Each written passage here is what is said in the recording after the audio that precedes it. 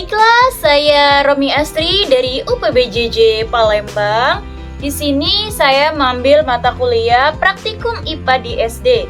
Dan di sini saya akan praktek modul 8 yaitu listrik dan magnet. Dengan kegiatan praktikum 1 yaitu kelistrikan. Adapun alat dan bahan yang saya gunakan di sini ada lampu, ada kabel, ada capitan buaya, ada batu baterai dan tempatnya di sini. Dan bahan yang digunakan ada kawat besi, kawat tembaga, ada sendok perak, ada kayu, karet penghapus, mata pensil, ada kertas, ada plastik, air keran, dan yang terakhir yaitu air garam. Oke, selanjutnya langsung saja kita ke praktek. Bahan pertama yang akan kita uji adalah kawat besi. Kawat besi kemudian kita capit dengan capitan buaya. Setelah itu, kita lihat dan kita amati. Ternyata kawat besi dapat menyalakan lampu, artinya bersifat konduktor. Yang kedua, kawat tembaga. Kemudian kita capit dengan capitan buaya. Ternyata kawat tembaga dapat menyalakan lampu, artinya bersifat konduktor. Yang ketiga, sendok perak. Setelah dicapit dengan capitan buaya, ternyata sendok perak dapat menyalakan lampu, artinya bersifat konduktor. Yang keempat, kayu. Ternyata kayu tidak mampu menyalakan cahaya, artinya kayu bersifat isolator atau tidak dapat menghantarkan listrik. Yang kelima, karet penghapus. Karet penghapus setelah dicapit dengan capitan buaya, ternyata karet penghapus tidak dapat menyalakan cahaya, artinya bersifat isolator atau tidak dapat menghantarkan listrik. Yang keenam, mata pensil.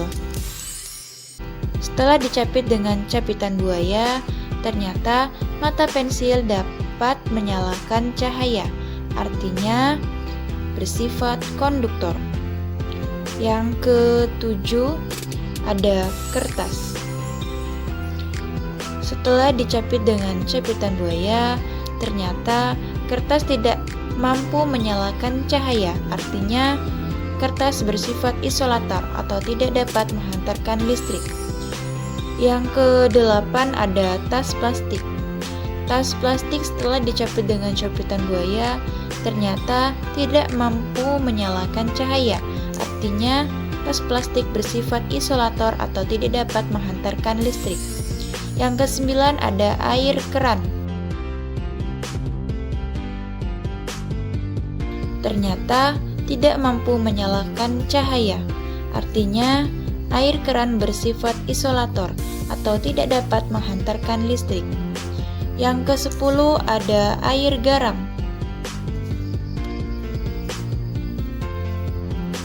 Setelah kita amati dan kita lihat, ternyata air garam dapat menyalakan lampu, artinya bersifat konduktor. Selanjutnya, percobaan tegangan listrik.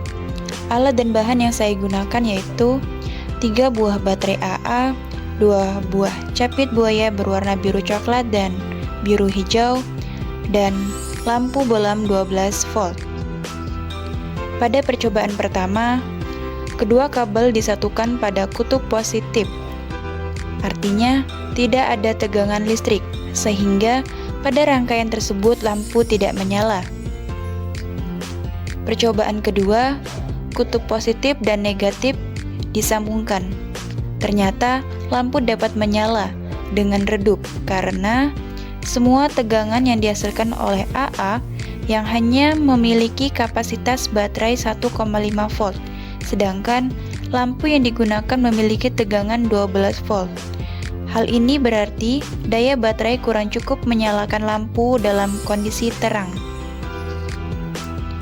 Pada rangkaian ketiga, baterai ditambahkan 1 buah, kemudian disusun secara seri. Ternyata lampu dapat menyala terang karena baterai yang dirangkai secara seri akan menghasilkan tegangan yang lebih besar, yaitu 3 volt, sehingga mampu menyalakan lampu sebesar 2 volt.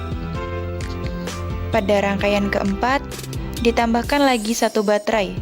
Ternyata lampu menyala terang karena 3 baterai yang dirangkai secara seri akan menghasilkan tegangan yang lebih besar, menjadi 4,5 volt, sehingga lampu lebih terang dari yang 3 volt sebelumnya.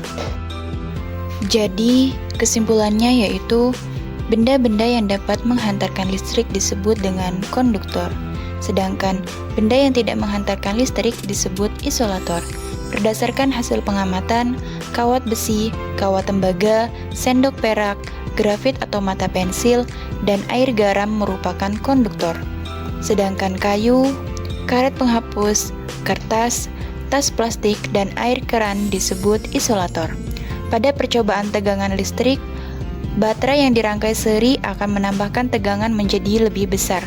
Semakin besar tegangan baterai, maka semakin besar tegangan yang dialirkan ke lampu.